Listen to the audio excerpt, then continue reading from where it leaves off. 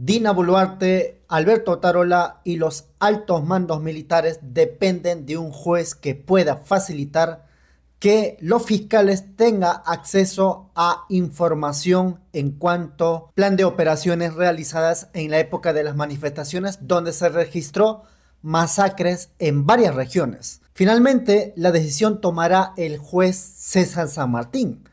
Tal es así que el semanario Hilbrand Sub 13 presentó un informe por Américo Zambrano. Ahí está la portada del día viernes 21 de junio. En la parte penúltima se lee Dina Boluarte depende de un juez. Entonces vamos a ir a la página principal donde vamos a dar lectura tal cual. No vamos a opinar en absoluto, sino dar lectura completa a este informe. Dice, tremendo juez por Américo Zambrano. Del juez supremo César San Martín depende que el Ministerio Público acceda a los documentos que el gobierno de Dina Boluarte se ha negado a entregar por considerarlos secretos y riesgos para la seguridad del país. ¿Se atreverá a cumplir con su deber el hombre que condenó a Alberto Fujimori? César San Martín, presidente de la segunda sala permanente de la Corte Suprema, se pronunciará sobre la entrega de la información al Ministerio Público. El destino de Dina Boluarte está en sus manos. A lo largo de 17 meses del gobierno de Dina Boluarte, se ha negado sistemáticamente a entregar a la Fiscalía la documentación completa sobre las operaciones militares y policiales que dejaron 50 civiles muertos, casi todos a causa de armas de fuego, durante las manifestaciones ocurridas entre diciembre de 2022 y febrero de 2023. El Comando Conjunto de las Fuerzas Armadas tampoco ha querido facilitar las comunicaciones internas, cursadas por la Presidencia de la República, la Presidencia del Consejo de Ministros y el Ministerio de Defensa durante el desarrollo de las manifestaciones en todo el país. Las acciones del gobierno para impedir que se identifique a los responsables individuales de las muertes, calificadas por organismos internacionales como graves violaciones a los derechos humanos por parte de los agentes del Estado peruano, han sido totales, según la documentación que obra en las carpetas de la Fiscalía de la Nación. Los países que forman parte de la Convención Americana sobre Derechos Humanos, entre ellos el Perú, no solo está obligado a garantizar el libre y pleno ejercicio de los derechos humanos, sino también a investigar los casos en que estos derechos son vulnerados. Los documentos, sin embargo, muestran que el gobierno le mintió a la Comisión Interamericana de Derechos Humanos cuando se comprometió a colaborar para que las investigaciones del Ministerio Público se realicen con celeridad, con rapidez e independencia. Eso nunca ocurrió. En los hechos, el Ejecutivo organizó un encubrimiento institucional para que las graves violaciones a los derechos humanos perpetradas por las Fuerzas Armadas durante las protestas permanezcan en la más oscura impunidad, de acuerdo con los documentos oficiales. Desde que empezaron las investigaciones, el Ministerio Público realizó numerosos y reiterados pedidos de información al Ejército, a la Policía Nacional del Perú, al Comando Conjunto de las Fuerzas Armadas, al Ministerio de Defensa, a la Cartera del Interior y a la Presidencia del Consejo de Ministros, con el fin de que se le entregue toda la documentación relevante sobre las operaciones de represión. La respuesta que recibió siempre fue un rotundo no. Por ejemplo, aquí un documento donde responde el Comando Conjunto de las Fuerzas Armadas excusándose de que es documento clasificada como secreta. En enero de 2023, la Fiscalía solicitó al Comandante General del Ejército copias certificadas de los planes de operaciones o documentos similares elaborados para contrarrestar las manifestaciones en Ayacucho, Puno, Arequipa, Junín, La Libertad y el Cusco, las regiones donde murió la mayor cantidad de manifestantes. Los fiscales buscaban documentos en los que se revele la cadena de mando, el detalle de las operaciones, las tareas, las unidades, las fuerzas de apoyo utilizadas, el personal comprometido. El general de brigada Francisco Costa Gallegos, secretario general de Comandancia General del Ejército, respondió inmediatamente a través del oficio número tal. En el documento, el general Costa señaló que el ejército no tenía la información requerida y le indicó a la Fiscalía que se le pidiera al Comando Conjunto de las Fuerzas Armadas. Los fiscales trasladaron la petición al Comando Conjunto de las Fuerzas Armadas el 16 de enero de 2023. Este organismo, no obstante, contestó que no podía entregar la documentación solicitada porque ésta se encuentra clasificada como secreta. También alegó que su difusión podría en riesgo la seguridad del personal que intervino en las operaciones. En otro oficio, el Comando Conjunto indicó que era la Policía Nacional la que debía responder sobre la masacre de Puno, ocurrida el 9 de enero de 2023. Resulta necesario señalar que el control de orden interno del estado de emergencia en la región de Puno está a cargo y bajo responsabilidad de la Policía Nacional del Perú, actuando las Fuerzas Armadas únicamente en apoyo a la institución policial, señaló el documento firmado por el general del Ejército Peruano, Nicolás Quirós Castillo, secretario general del Comando Conjunto de las Fuerzas Armadas. Vale decir, argumentó Quirós que los institutos armados solo actúan a requerimiento del Ministerio de Interior, Policía Nacional del Perú, entidad encargada de elaborar los planes de operaciones para contrarrestar las acciones que se derivan de la declaratoria de emergencia. Los fiscales entonces acudieron a la Secretaría Ejecutiva de la Policía Nacional del Perú en busca de los planes de operaciones formulados para el control de las protestas en Puno, donde 18 civiles fueron asesinados en una sola y trágica jornada de violencia. Sin embargo, el coronel de la Policía Nacional del Perú, Julio Contreras Ramos, de la Dirección de Asesoría Jurídica de la Policía Nacional, desestimó el pedido del Ministerio Público, bajo el argumento de que la información requerida está clasificada de acuerdo a la ley como secreta y por lo tanto se encuentra dentro de las excepciones que contempla la Ley de Transparencia y Acceso a la Información Pública. Esto en relación a Ayacucho. Dice, la segunda brigada de infantería de Ayacucho determinó que la entrega a la Fiscalía de los planes operativos sobre la operación que dejó 10 muertos en Huamanga no es viable. En su informe, el coronel Julio Contreras les hizo una recomendación a los fiscales a cargo de las investigaciones. Si querían acceder a los planes operativos completos, debían acudir primero al Poder Judicial, con base en el argumento de la Dirección de Asesoría Jurídica.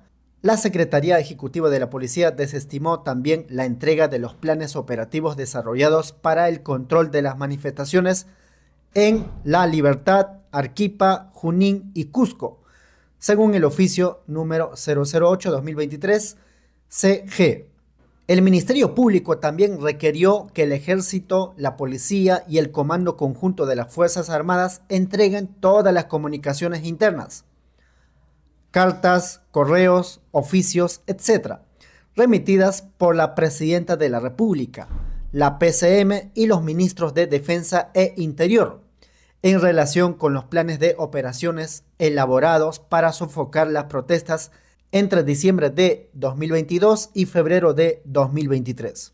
Sin embargo, todas estas instituciones respondieron que no tienen en su acervo documentario ninguna de las comunicaciones solicitadas. Luego, ante la insistencia de la Fiscalía, el Ejército, la Policía y el Comando Conjunto de las Fuerzas Armadas cambiaron de versión y señalaron que los documentos relacionados con las órdenes impartidas por la Presidenta y los exministros de Defensa e Interior durante el desarrollo de las protestas están comprendidos dentro de las excepciones al ejercicio del derecho de acceso a la información pública. Fue así como declararon no viable la entrega de los documentos a la Fiscalía. En abril de 2023, la segunda sala del Tribunal de Transparencia y Acceso a la Información Pública emitió una resolución que ordenó la entrega inmediata de la información. Sin embargo, la Procuraduría del Ministerio de Defensa impugnó este dictamen por la vía judicial, lo que impidió una vez más que los fiscales accedieran a los documentos. En mayo de 2023, la Fiscalía de la Nación envió un oficio a la presidencia del Consejo de Ministros, que en ese momento era liderada por Alberto Otárola, para que ordene la entrega de los documentos secretos de las Fuerzas Armadas y de la Policía Nacional. Los documentos solicitados son los planes operativos de los días 10 y 12 de diciembre de 2022 en Apurímac, 12 de diciembre de 2022 en Lambayeque, 12 y 19 de diciembre de 2022 en Arequipa, 13 de diciembre de 2022 en Junín, 15 de diciembre de 2022 en Ayacucho y 9 de enero de 2023 en Puno. Alberto Otárola fue el ministro de Defensa cuando se produjeron los hechos de represión que dejaron decenas de muertes en Apurímac, La Libertad, Arequipa, Junín y Ayacucho. La PCM determinó a través de un informe elaborado por Richard Eduardo García Sabroso, director de la Oficina General de Asesoría Jurídica, que no se encuentra facultada para conocer la información clasificada con el carácter de secreto de Estado por parte de las autoridades competentes ni respecto de aquello y o generen los componentes del sistema de inteligencia nacional. Tampoco tiene facultad, puntualizó García, para centralizar o ejercer rectoría sobre los citados documentos, es decir, la PCM se lavó las manos.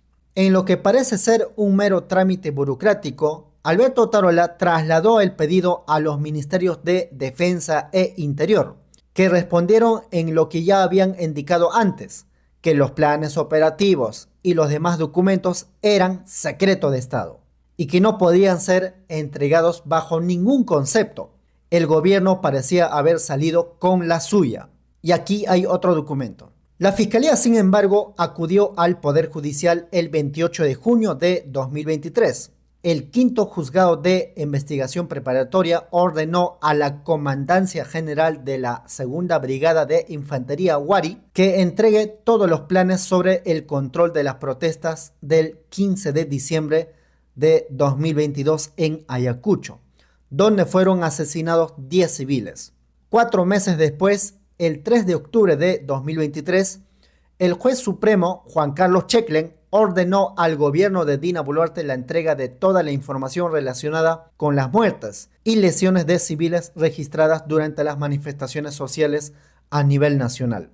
Entre los documentos que Juan Carlos Checlen dispuso entregar se encuentran las comunicaciones internas cursadas por la Presidenta de la República, la Presidencia del Consejo de Ministros y el Ministro de Defensa durante el desarrollo de las manifestaciones. Esta información es clave para determinar las órdenes impartidas por escrito por la presidenta Dina Boluarte y por el entonces ministro de Defensa Alberto Otárola en relación con las acciones de represión. La posibilidad de que esta información llegue al Ministerio Público, como era de esperarse, activó las alarmas del Palacio de Gobierno. El procurador de la PCM, Carlos Cosavalente Chamorro, y los procuradores públicos del Comando Conjunto de las Fuerzas Armadas y de la Policía Nacional del Perú apelaron la decisión del juez supremo Juan Carlos Checlen para impedir la entrega inmediata de los documentos. Los abogados de estas entidades solicitaron a la Sala Penal Permanente de la Corte Suprema, presidida por el vocal César San Martín, que revoque la decisión judicial que ordenó al Comando Conjunto y a la Policía Nacional entregar a la Fiscalía los planes de operación y demás documentos que ahora están catalogados como secretos. El último martes, durante la audiencia del curso de apelación, el fiscal Luis Zapata subrayó que mantener esta información oculta vulnera el derecho a la justicia y el derecho a la verdad de los deudos. Luego de escuchar a las partes involucradas, el juez San Martín anunció que la decisión final del Tribunal Supremo quedará al voto y será dada a conocer muy probablemente en los próximos días. La entrega total de los documentos al Ministerio Público permitirá que las investigaciones avancen y que los asesinatos no queden impunes. Recientemente, la fiscal Mirela Coronel Molero, del equipo especial de los fiscales para casos con víctimas durante las protestas sociales, formalizó investigación preparatoria contra un total de 36 integrantes de las Fuerzas Armadas y la Policía Nacional del Perú por el asesinato de 10 civiles el 15 de diciembre de 2022 en la ciudad de Ayacucho. Entre los principales investigados se encuentran el ex jefe de Comando Conjunto de las Fuerzas Armadas, el general del Ejército Peruano, Manuel Gómez de la Torre, el jefe del Estado Mayor Operativo de la Segunda Brigada de Infantería de Ayacucho, Luis Vivanco Palomino, el comandante de la Segunda Brigada de Infantería de Ayacucho, general Jesús Armadillo Vera y Penza, y el ex jefe de la macrorregión policial de Ayacucho, general de la Policía Nacional, Antero Mejía Escajadillo. La fiscal Mireya Coronel le imputa al general Manuel Gómez de la Torre el presunto delito de comisión por omisión, es decir, se le responsabiliza por no haber adoptado acciones desde su alto cargo de jefe de Comando Conjunto de las Fuerzas Armadas para impedir que los asesinatos se produjeran. Gómez de la Torre declaró ante la Fiscalía que informó sobre todo el desarrollo de las operaciones militares al ministro de Defensa Alberto Otárola y a la presidenta Dina Boluarte. Por lo tanto, según la tesis del Ministerio Público, tanto Boluarte como Alberto Otárola también serían presuntos autores del delito de comisión por omisión. En su resolución, la fiscal Mireya Coronel señaló que la negativa del gobierno para entregar todos los documentos que obren en el poder de las Fuerzas Armadas y la Policía Nacional dificultó el avance de las investigaciones. La Corte Suprema podría ponerle fin a este grosero encubrimiento del gobierno de Dina Boluarte a los altos mandos militares y sobre todo a sus ministros que lo acompañaron en una presunta responsabilidad de delito de comisión por omisión. Bueno, eso quería compartir con ustedes. Espero que haya sido útil. De acá a unos minutos seguramente vamos a hacer un programa ya con los familiares de las víctimas de la región de Puno, que es lo que están planteando también para que también los documentos que está solicitando la Fiscalía pueda ser facilitado y de esa manera lograr encontrar a los responsables directos. En este caso, de acuerdo a la tesis fiscal, recaería en cuanto a Dina Boluarte, Alberto Otárola y a los altos mandos militares, pero depende del juez César San Martín, tal como lo denomina Semanario Gil Versus 13 como tremendo juez. Hermano César Calcín, vemos en la pantalla un informe que ha hecho el periodista Américo Zambrano en el Semanario Gil Versus 13, donde señala que la decisión final que podría decidir, en este caso, el señor César San Martín, es que se facilite todo tipo de documentos en cuanto a las coordinaciones que habían hecho con los altos mandos militares y también con varios ministerios, como Ministerio de Defensa, Ministerio de Interior, la PCM y la señora Dina Boluarte. ¿Qué decir en cuanto al juez? ¿Cuál es su historial? ¿Qué se conoce del señor César San Martín? Miren, en su momento, y César San Martín forma parte de la historia del Perú, ¿no? Recordemos que él fue quien sentenció a Fujimori, ¿no? Entonces, se atrevió en ese momento a aplicar la ley conforme estaba establecido y también a la luz del derecho penal que estaba vigente en ese momento. Es por esa razón que él es pues uno de los personajes que cambió también la historia jurídica en el Perú, condenando a un expresidente, ¿no? Que todos conocemos también luego se convirtió, y tendríamos que decirle más bien, condenó a un dictador, ¿no? Por delitos que no solamente tenían que ver con el asesinato, sino también por secuestro, y que está pendiente más bien en otros procesos su sentencia, que por esa razón es que hacen lo que hacen en el Congreso, sus, diría yo, sus pongos, ¿no? Que están ahí en el Congreso. Entonces, San Martín, en este momento, y de lo que conocemos después de esa sentencia histórica que él se encargó también de redactar, y si recordamos, fue una lectura no solamente amplia, son casi 1000 páginas también esta sentencia, y ha sido histórica, pero luego hemos visto que ha ido cambiando en cierta forma. Hay algunos antecedentes, digamos, de sus resoluciones que a veces hacen pensar en la forma como está resolviendo los casos. Entonces, si ahora está en sus manos, y por eso enhorabuena pusiste no solamente el título de la conversa de hoy, sino el mismo Hildebrand también lo pone ahí como, entre comillas, ¿no? Tremendo juez.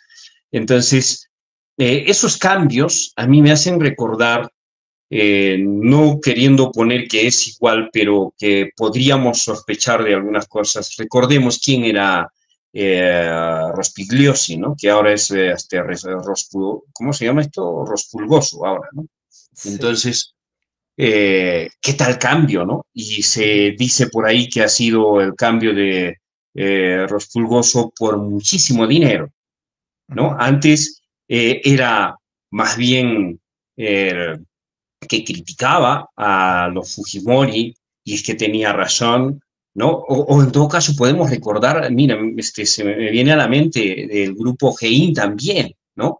Cómo han cambiado de discurso, y todo hace parecer que ha sido por el tema del dinero. Entonces, ahora San Martín, sabremos si se mantiene firme con esa posición, análisis jurídico y a la luz del derecho penal, él resuelva estos requerimientos. Porque si resuelve en contra, probablemente estaríamos pensando que está ocurriendo lo mismo que con Rospigliosi, ¿no? Y si resuelve a favor, es decir, para que esa información no tiene por qué ser secreta. O sea, aquí no hubo una guerra con otro país. Entonces, eso podría causar, ¿no? Seguramente, si se publicara esa información, un peligro para el país, para la nación, la frontera. Pero no, aquí lo que hubo es graves violaciones a los derechos humanos por parte de los agentes del Estado, por policías, hay los militares. Ojo, estuve viendo algunos casos, me parece, de Arequipa, también están de la Fuerza Aérea, me parece, ¿no? Habría que ver quiénes están también de la Marina. Entonces, no solamente ha sido la policía o el ejército. Entonces, ellos han cometido graves violaciones de derechos humanos, son agentes del Estado, y que no ha sido un conflicto con algún otro país, y que por lo tanto esto no merece ninguna protección. Entonces el análisis de San Martín debería de ser en ese sentido, que esta información no complica, no compromete en lo absoluto a la seguridad del país. Todo lo contrario, todo lo contrario, que más bien esa información que no brindan a las fiscalías, pues esclarecería quiénes son los que han ido tomando decisiones, e incluso ayudaría a tener más claridad de más tipos penales que todavía no se han incluido en las investigaciones. Por lo tanto, esperamos que César San Martín esté nuevamente en, en el lado correcto de la historia. Porque cuando sentenció a Fujimori estaba en el lado correcto de la historia. Pero ahora, si hace lo contrario, pues ya sabremos en qué bando está. Entonces, esa sería mi reflexión respecto de San Martín. Siempre hemos escuchado en las calles, sin justicia no habrá paz. ¿Qué decirle al juez César San Martín? Bueno, para nosotros quedó como uno de los grandes jueces cuando sentenció a un criminal, a un asesino, a un genocida, ¿no? A una persona que ha asesinado a muchas personas, ha causado bastante daño.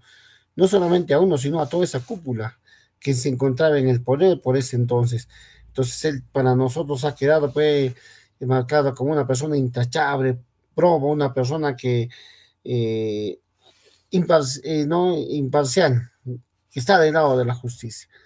Y esperemos que ahora tome la misma decisión, porque son millones de peruanos que estamos esperando la decisión que él vaya a tomar, porque el hecho de que el juez San Martín dé acceso a que el Ministerio Público tenga toda esa información, van a caer más rápido. Estas investigaciones van a llegar a concluir lo que se está logrando ahora, ¿no? Investigar. Entonces, con esta información que se ha tejido entre los altos mandos y la PCM y la señora Dina Boluarte, va a ser prácticamente no solamente una hipótesis, sino algo ya corroborado, porque al tener toda esta información, bueno, para nosotros va a ser vital en encontrar a los responsables, ¿no? A los responsables directos e indirectos de los asesinatos y de los más de 1.500 heridos. Entonces, en su mano recae mucha responsabilidad. Y como lo dijo el doctor, a veces esas personas, lamentablemente por este dinero sucio, malvenido o cochino, como lo decimos, cambian, pues, ¿no? Dejan de lado toda esa formación, todo eso que han ido formando por muchos años y a veces por esas cuantas monedas que reciben, se cambian al otro bando como el Pulgoso, bueno, que siendo de izquierda, pregonando, ¿no? Por los pobres, pero mira cómo cambiaron en tan poco tiempo su conciencia y ahora defiende a capa y espada, sabiendo que cómo es ese tipo de personas de la familia Fujimori, ahora está como el escudero, ¿no? El defensor de este grupo. Y eso es dinero, pues dinero malvenido que tampoco le va a durar y tampoco se los va a llevar el día que se vaya de este mundo. Solamente que quedará manchado todo sus generaciones, sus apellidos, porque es lo que han hecho pues nuestros antepasados, ¿no? Aquellos que traicionaron en la guerra del Pacífico, aquellos que traicionaron en el Tiwinza, manchadas, sus apellidos, todas sus generaciones tienen esa mirada, ¿no? De la población que son unos traidores que se vendieron por unas cuantas monedas. Y eso cargan pues sus nietos, sus hijos, que ahora no tienen ese apellido. Entonces esperemos que eso no suceda con este juez y bueno, y que actúe como debe ser, ¿no? Con bastante respeto, digamos, a las normas que corresponden y que tiene que emitir como juez. Nos vemos. Tupanán Chicama. Fuerte abrazo a todos y a todas. Cuídense mucho.